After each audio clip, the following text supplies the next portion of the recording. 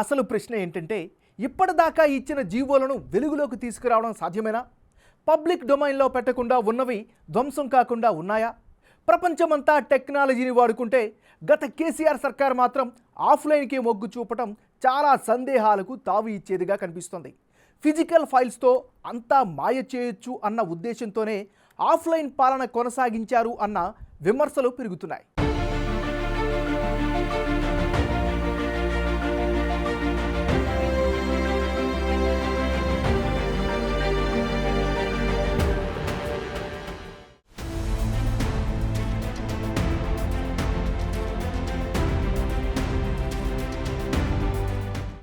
చూసారుగా ఈ దృశ్యాలు. ఇటు ప్రభుత్వం మారగానే అటు ఫైల్స్ మాయం చేసే పని. అవును, ఫిజికల్ ఫైల్స్ ఉంటే ఎలా మాయం చేయొచ్చో ఈ దృశ్యాలే నిదర్శనం. కొత్త సర్కార్ కొలువుదీరుతుంటే ఇంకోవైపు ఇలా ఫైల్స్ మాయం చేయడం లేదంటే ధ్వంసం చేయడం వంటి పనులు జరిగాయి. ఈ 3 ఘటనలు అనుమానాస్పదంగానే మిగిలిపోయాయి. వీటిపై ఇప్పుడు ఎంక్వైరీ జరుగుతోంది.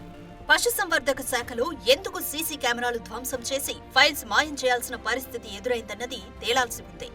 ఎగ్జిట్ పోల్స్ రిలీజ్ అయిన రోజునే పర్యాటక శాఖలో కంప్యూటర్లు, ఫైల్స్ కాలిపోయాయి. అగ్ని ప్రమాదం ఎలా జరిగింది? ఇది కూడా విచారణలో ఉంది. అటు విద్యాశాఖ నుంచి ఫైల్స్ తీసుకెళ్లేందుకు ఆటో తీసుకొచ్చి మరీ చేసిన ప్రయత్నం అందరి కళ్ల ముందు ఉంది. ఇవన్నీ బయటకు కనిపించిన ఉదాహరణలు మాత్రమే. కనిపించనివి ఎన్నో ఉన్నాయన్న విమర్శలున్నాయి. గత ప్రభుత్వ హయాంలో ఏం జరిగింది? పాలన ఎలా సాగింది? ఏ నిధులు ఎటు వెళ్లాయి? ఏ పనికి ఎంత ఖర్చయింది? ఎవరెవరికి కేటాయింపులు చేశారు? టెండర్ల సంగతేంటి? ఇవన్నీ తెలియాలంటే జీవోలే కీలకం. జీవోల కోసం సెక్షన్లలో ఆఫీసర్స్ 3 రకాల రిజిస్టర్స్ మెయింటైన్ చేస్తుంటారు. వాటిని పబ్లిక్ డొమైన్లో పెట్టాలి. ఇప్పుడు ఫిజికల్ రిజిస్టర్స్ పరిస్థితి ఏంటన్నది తేలాల్సి ఉంది. సమస్య ఉన్నవారు బయటకొస్తేనే అసలు సీన్ తెలుస్తుందంటున్నారు. ప్రజాస్వామ్య వ్యవస్థలో జవాబుదారీతనం, పారదర్శకత, సుపరిపాలనకు 2 కళ్లు. కానీ రహస్య జీవోలతో మొదటికే మోసం వస్తున్న పరిస్థితి ఉంది. ప్రజల ముందు ఏదో దాచడానికి చేసే ప్రయత్నంగానే చూస్తున్నారు. ప్రభుత్వ సమాచారం జనం తెలుసుకునే హక్కు ప్రజాస్వామ్యానికి సంజీవిని. గత ప్రభుత్వ హయాంలో అదే లేకుండా పోయింది.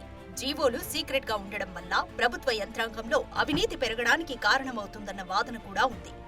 ప్రభుత్వం అంటే దేశ, రాష్ట్ర భద్రతకు సంబంధించినవి మినహా మిగతా ప్రతి నిర్ణయాలన్నీ ఓపెన్ గా ఉండాలి. ప్రజల డబ్బుతో పాలన చేస్తున్నప్పుడు ప్రజలకు జవాబుదారీగా ఉండడం ప్రభుత్వ బాధ్యత. జీవోలు జనానికి మరింత సులువుగా అందుబాటులోకి వచ్చేలా టెక్నాలజీ పెంచాల్సింది పోయి పూర్తిగా పక్కన పెట్టడమే సందేహాలకు కారణమవుతున్న విషయం. సమాచార హక్కు చట్టం సెక్షన్ 4 ప్రకారం ప్రభుత్వ సమాచారాన్ని ప్రజలకు సులభంగా లభ్యమయ్యే విధంగా అందుబాటులో ఉంచి తీరాలి. కానీ సమస్యలు వస్తాయనుకున్న జీవోలను బ్లాంక్ చేయడం పెరిగింది. ప్రభుత్వ ఉత్తర్వులను ప్రజలకు అందుబాటులో ఉంచడానికున్న ఇబ్బంది ఏమిటని తెలంగాణ హైకోర్టు కూడా గతంలో ప్రశ్నించిన సందర్భం ఉంది. జీవోల ద్వారా ప్రజలకు సమాచారం తెలియజేయాల్సిన మొదటి బాధ్యత ప్రభుత్వాలదే.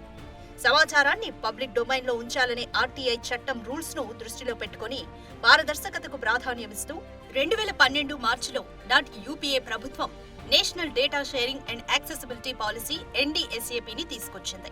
అంతటి పారదర్శకతను గత కాంగ్రెస్ ప్రభుత్వం తెచ్చినా ఆ తర్వాతి కేసీఆర్ ప్రభుత్వం పూర్తిగా పక్కన పెట్టేసింది. నిజానికి కోర్టులు కూడా తమ తీర్పులను ఆన్లైన్లో ఉంచుతున్నాయి. కేంద్ర ప్రభుత్వ గెజిట్లు, ఇతర నోటిఫికేషన్లు ఎప్పటికప్పుడు ఆన్లైన్లో ప్రజలకు అందుబాటులోకి వస్తున్నాయి.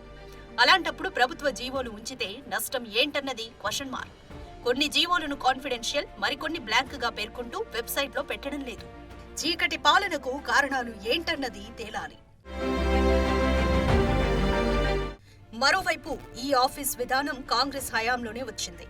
ఆ తర్వాత ఇది అన్ని రాష్ట్ర ప్రభుత్వాలు ఇంప్లిమెంట్ చేసుకున్నాయి. కానీ తెలంగాణ సర్కార్ మాత్రం దీన్ని పక్కన పెట్టింది. కేవలం కరోనా లాక్డౌన్ టైంలో మాత్రమే ఈ ఆఫీస్ విధానాన్ని వాడారు. ఆ తర్వాత పక్కన పెట్టేశారు. గతంలో ప్రభుత్వ జీవోలను వెబ్సైట్ నుంచి తీసుకుని ఉద్యమాలు చేసిన సందర్భాలున్నాయి. కానీ ఇన్నాళ్లు సీక్రెట్ గా ఉండడంతో ప్రశ్నించడానికి వీలు లేకుండా పరిస్థితిని తీసుకొచ్చారు. జీవో అంటే గవర్నమెంట్ ఆర్డర్.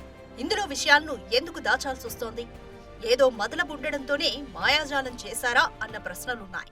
ప్రత్యేకించి నేను చెప్తున్నా, మీరు రక్కసను క్రియేట్ చేసి మా మీద కక్ష సాధింపు చర్యలని చెప్పి చేసిన దొంగతనాల నుంచి అయితే తప్పించుకోలేని చెప్పి తెలియజేస్తూ, ప్రజాస్వామ్యయుతంగానే రాజ్యాంగబద్ధంగానే చట్టపరమైన చర్యలే ఉంటాయి.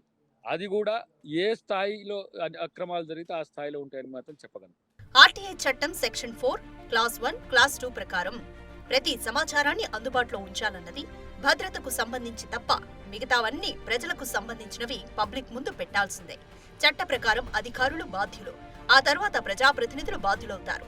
ఓఎస్డీలు, వివిధ శాఖల చీఫ్ సెక్రటరీలు, మాజీ సీఎం ఇలా అందరూ బాధ్యులే అని ఐపీసీ 420, 417, 406, 409, 120B ప్రకారం నేరమే అని సీనియర్ న్యాయవాదులు అంటున్నారు. గత ప్రభుత్వ హయాంలో బ్లాంక్ లో పెట్టిన జీవోల్లో ఉన్న మాయాజాలమేంటో బయటకు రావాల్సి ఉంది. ఫిజికల్ ఫైల్స్ కు మంగళం పాడాల్సిన పరిస్థితి కనిపిస్తోంది. ఆ ఫిజికల్ ఫైల్స్ ట్యాంపర్ కాకుండా చూసుకోవడం కూడా ఇప్పుడు సవాల్గా మారింది.